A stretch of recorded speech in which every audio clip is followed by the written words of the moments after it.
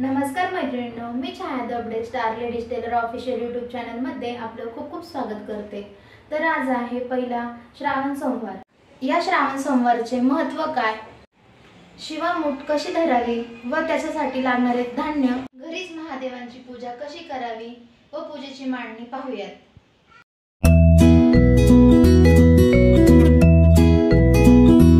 पूजेला लागणारे साहित्य पाहूयात। सर्वात प्रथम आपण पाट घेतलेला आहे, त्यानंतर पांढऱ्या कलरचं वस्त्र घेतलेलं आहे, त्यानंतर आपण पूजेचं तामान घेतलेलं आहे, त्यामध्ये अक्षदा घेतलेल्या आहेत, डमरू घेतलेला आहे, सजावटीसाठी फुलं टाकून घेतलेले आहेत आणि अभिषेकासाठी घंगाळा घेतलेला आहे, त्यानंतर समय घेतलेले आहे, पाणी घेतलेलं आहे, पंचामृत केलेलं आहे, फळ घेतलेलं आहे, फुलं घेतलेली आहेत, पंचदोरा घेतलेला आहे, त्यानंतर अक्षदा घेतलेल्या आहेत, महादेवाची पिंड घेतलेली आहे, गणपती बाप्पा घेतलेले आहेत आणि घंटी घेतलेली आहे, खाऊची पानं घेतलेली आहेत, अगरबत्ती घेतलेली आहे, धूप घेतलेला आहे, रुद्राक्षाची माळ घेतलेली आहे, भस्म घेतलेला आहे, त्यानंतर 1 रुपयाचं नाणं आणि सुपारी घेतलेली आहे, हळदी कुंकू घेतलेले आहेत, कापूर घेतलेला आहे, त्यानंतर खडीसाखर घेतलेली आहे, बेलाची पानं घेतलेली आहेत,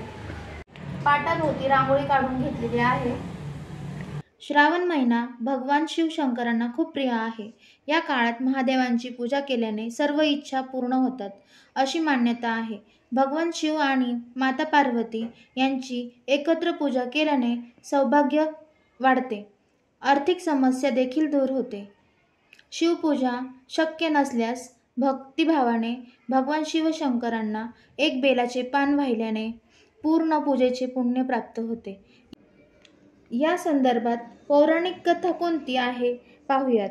माता सतीने तिचे पिता दक्ष यांच्या घरी योगशक्तीने शरीराचा त्याग केला होता। त्याआधी सतीने भगवान शंकरांना प्रत्येक जन्मात पती स्वरूपात मिळण्याचा प्रण केला होता। देवी सतीने त्यांच्या दुसऱ्या जन्मात पार्वती असे नाव धारण केले। राजा हिमालया आणि राणी मैनावती यांच्या घरात मुलीचा जन्म घेतला। पार्वतीने निराहार राहून कठोर व्रत केले, महादेवांना प्रसन्न केले आणि त्यांच्याशी विवाह केला आणि त्यामुळे श्रावण महिना विशेष झाला। सर्व श्रावण सोमवारी उपवास करावा, पूजेआधी व्रताचा संकल्प करावा, नंतर भगवान शिवशंकरांना मनोभावाने ध्यान करावे। प्रत्येक वेळी वाहिल्या जाणाऱ्या शिवामुठी वेगवेगळ्या असतात, त्यांचे महत्त्व वेगवेगळे असतात। पहिल्या सोमवारी तांदूळ, दुसऱ्या सोमवारी तीळ, तिसऱ्या सोमवारी मूग, चौथ्या सोमवारी जवस। या दिवशी पूर्ण दिवसभर उपवास धरावा, शक्य असल्यास फलाहार खाऊनच उपवास करावा।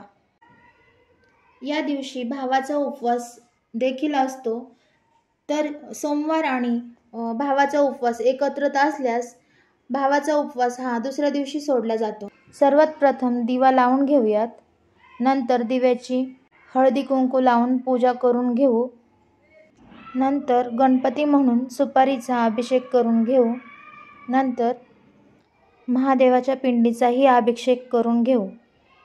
हळदी कुंकू लावून, भस्म लावून, रुद्राक्षाची माळ व पंचदोरा वाहून घेऊयात, नंतर फुलं व फळं वाहून घेऊयात, नंतर 5 ते 6 वेळा तांदळाची शिवामूठ धरूयात, धूप अगरबत्ती कापूर लावून पूजा करून घेऊन नंतर आरती करून घेऊयात।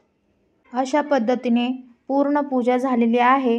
अशी मनोभावाने पूर्ण पूजा करावी, आरती करावी। भक्तिभावाने उपवास केल्याने भगवान शिवशंकरांचा अनुभव नक्की येतो।